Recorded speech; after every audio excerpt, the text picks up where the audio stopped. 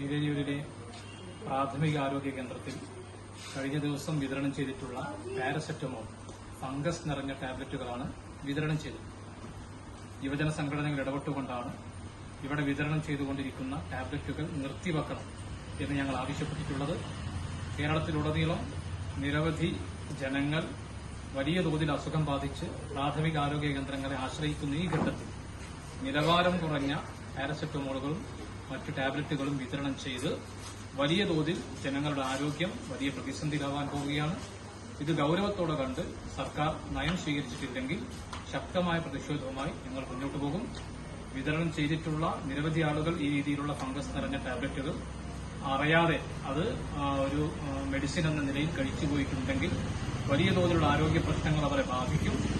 ജനങ്ങൾ അടിസ്ഥാനപരമായ ആളുകൾ അവലംബിക്കുന്ന ഇത്തരം കേന്ദ്രങ്ങളിൽ ഈ രീതിയിൽ വലിയ തോതിൽ